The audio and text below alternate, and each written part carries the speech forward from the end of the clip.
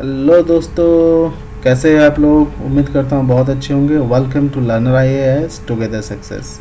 दोस्तों, जैसे कि हम लोग कंटिन्यू कर रहे हैं आर्ट एंड कल्चर का टॉपिक। आज हम देखेंगे topic 9, that is Indian circus. Circus तो आपको पता ही है, ठीक है। तो इंडियन सर्कस का बहुत लंबा हिस्ट्री रहा है, बहुत ज़्यादा यूज़ हो रहा है, अभी भी इसका क्रेज़ है, ज़्यादातर बच्चों में है, पर सब लोग इसको देखते हैं। ये बहुत उम्दा और बहुत अच्छा सोर्स है एंटरटेनमेंट का, एंजॉयमेंट का और जॉयफुलनेस का। तो आइए हम लोग देखते हैं इंडियन सर्कस कैसे हुआ, कैसे बढ़ा, क्या हुआ आर्ट एंड कल्चर में, उसका क्या इंपॉर्टेंस है। India has a long tradition of street performance. एक पता ही है हमें, आज भी लोग स्ट्रीट में परफॉर्म करते हैं। And artist who would go from town to town. However, circus is a modern sense of modern, is fairly a new industry. According to Philip Astley, English circus master, the first Indian circus was born around 1880. तो पहला अगर हम देखें तो सबसे पहले Indian circus हमें देखने को मिला 1880 में, ठीक है दोस्तों।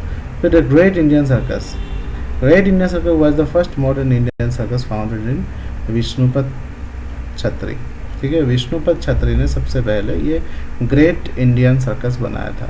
Accomplished equestrians and singers, it flourished under the patronage of the raja of Kurduwadi, ठीक है, अंडर हुम छत्री वर्क एज स्टेबल मास्टर, ठीक है। तो इन्होंने पैट्रोनाइज किया उसको, ठीक है, उनका फाइनेंस किया, तब वो बहुत ज़्यादा काम कर पाए और आगे बढ़े, ठीक है दोस्तों। फिर उसके बाद अगर हम देखें तो द फर्स्ट परफॉर्मेंस, सबसे पहले जो परफॉर्मेंस था ये कहाँ पे किया गया, ठीक है। तो ये अब समझ रहे हैं, एक जगह टिकते नहीं थे, ये पूरा इंडिया में हर जगह कहीं भी ये लोग घूम घूम के परफॉर्म करते थे, ठीक है, थ्रू आउट द कंट्री। ये लोग सबसे पहला परफॉर्मेंस का मार्च 1880 में हुआ, ठीक है। तो फॉरेन सोर्स भी हुआ था, सैलोन में, साउथ ईस्ट में, ठीक है। ही गेंड अप्रिशिएशन एवरीवेयर। तो ये जो विष्णुपंत छत्र थे, ये हर जगह इनको अप्रिशिएशन मिला, ठीक है। किलेरी कुनिकन, ठीक है। किलेरी कुनिकन क्या है? Back in India Chhatre met Keeleri Kunhikannan during the tour in the city of Tellicherry on the Malabar coast, ठीक है। मालाबारी कोस्ट में ये छत्री जी जो हैं मिलते हैं कुनिकनन से, ठीक है। किलेरी कुनिकनन वर्कed as a martial art and gymnastic teacher on Chhatriji insistence. Kileri started training acrobats at his academy.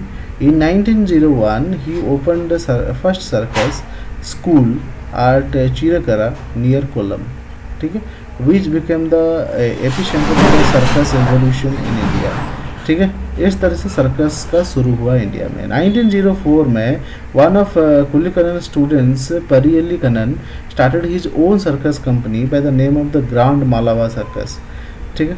Other company सच आज वाइट वे सर्कस 1922 में, ग्रेट रामायण सर्कस 1924 में, the great lion circus, the eastern circus, the fairy circus etcetera वे started by the student of Kunhikannan, ठीक है। कुनिकनन के student ने ही सबको शुरू किया। दस Kerala came to be known as the cradle of Indian circus. Kerala में जो है, केरला को जो है इंडियन सर्कस का क्रेडल कहा जाने लगा। Kunhikannan academy also gave rise to a number of acrobat who gain national and international acclaims, ठीक है, वहीं से सब लोग निकले हैं। After Kunhikannan's death in 1939, his student M.R. Raman continues his legacy. In 208, the government of India started a circus academy in Thalassery in the honor of Kileri Kunnikanan. He has rightly been confirmed the epithet of the father of Indian circus, ठीक है। शुरू किसने किया? विष्णुपंत छत्री ने। Trend किसने किया? कुन्निकनन ने। फादर ऑफ इंडियन सर्कस है कुन्निकनन, ठीक है दोस्तों। मेजर सर्कस कंपनीज इंडिया में कौन कौन से? Even Indian circus companies fail to compete, American और यूरोपियन कम्पीट फेल हो गया, बट इसका एक अपना ही चार्म, अपना ही, ठीक है दोस्तों। तो अगर हम देखें थ्री रिंग सर्कस हैं, ठीक है, थ्री रिंग सर्कस के Damodaran started he fledging to pole circus 1930 में इन्होंने शुरू किया, ठीक है दोस्तों। फिर उसके बाद अगर हम देखें first and only 6 pole 3 ring circus in Asia. फिर ग्रेट रॉयल सर्कस हुआ, oldest circus troupe in India.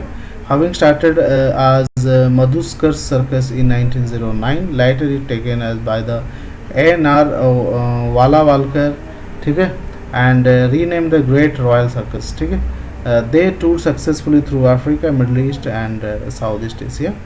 Great Bombay circus, ठीक है, जो कि 1920 में शुरू हुआ बाबूराव कदम के द्वारा, ठीक है. It was initially known as the grand Bombay circus. In 1947 KM Kunnikannan, the nephew of Keeleri Kunhikannan, merged this circus company with the Grand Bombay Circus and renamed as Great Bombay Circus, ठीक है.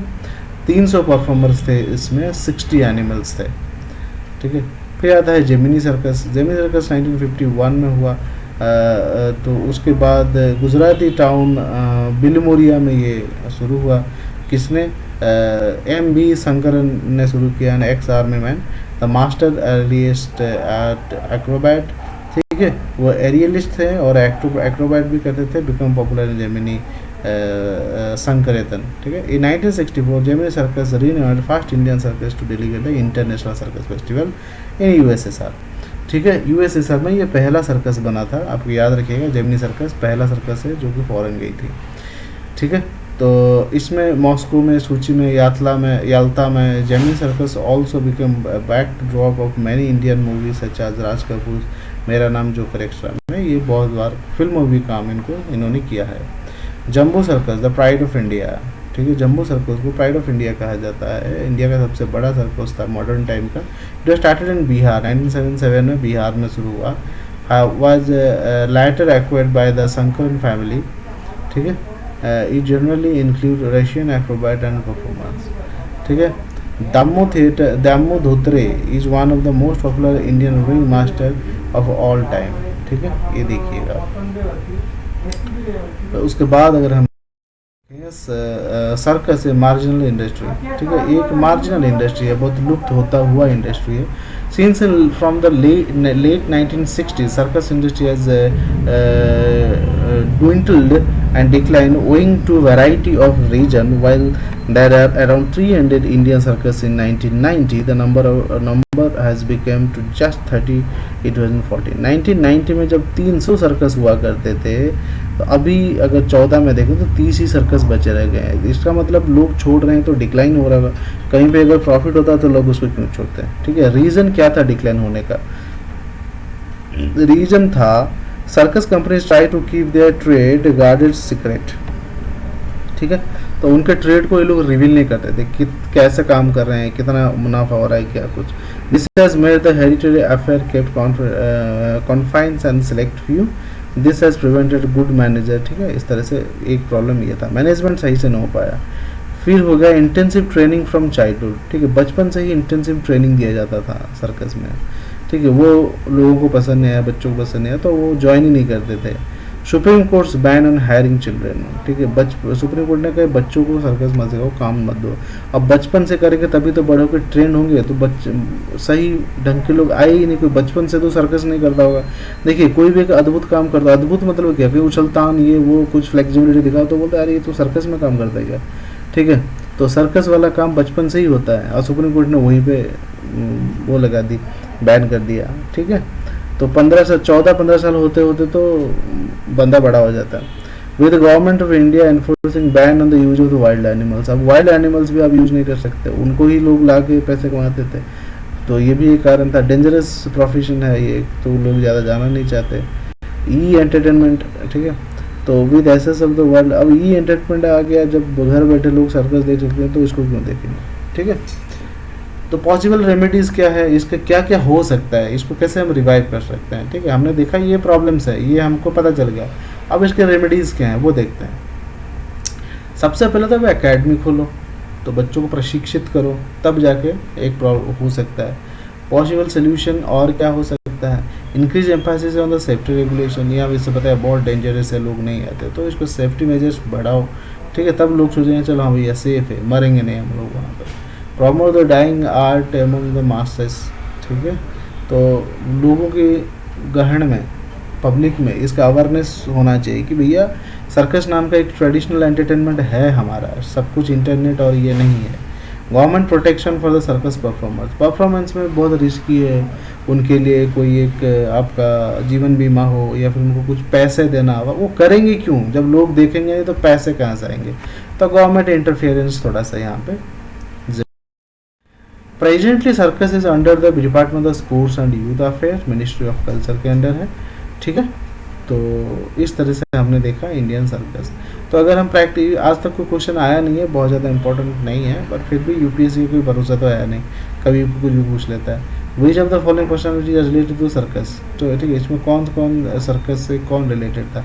किलेरी जी थे, ऑब्वियसली जिमनास्ट और एक्रोबैट थे। विष्णु पंत ने तो शुरू किया था, तो दोनों हो गया ना, ए और B. Consider the following statement, circus academy located in Thalassery Kerala, ठीक है, सही बात है, ठीक है, ये भी सही बात है, दोनों सही है, ये भी हो गया। प्रैक्टिस क्वेश्चन है मेंस का, थोड़ा सा लिखिएगा, इतना नहीं आता, ये आज तक तो आया नहीं है, ठीक है, बट लिख लीजिएगा अपनी प्रैक्टिस के लिए। चलिए दोस्तों, बहुत बहुत धन्यवाद। यहाँ पर ख़त्म होता है हमारा इंडियन सर्कस। आप की पढ़ाई में अगर थोड़ी सी मदद हो रही है तो सब्सक्राइब कर लीजिए, ताकि हम लोग साथ मिलकर पढ़ सकें। अगर अच्छा लगे थोड़ा सा थंब अप कर दीजिए, लाइक कर दीजिए और अपने दोस्तों के साथ शेयर कर दीजिए, ताकि वो लोग हमसे जुड़े, ठीक है दोस्तों। और ये कुछ सोशल मीडिया प्लेटफॉर्म्स है, जो कि टेलीग्राम, इंस्टाग्राम और फेसबुक है, जहाँ पे हम लोग हैं। चाहे तो आप हमसे जुड़ सकते हैं और साथ मिलकर हम लोग पढ़ सकते हैं। थैंक यू वेरी मच, अपना ध्यान रखिए और पढ़ते रहिए।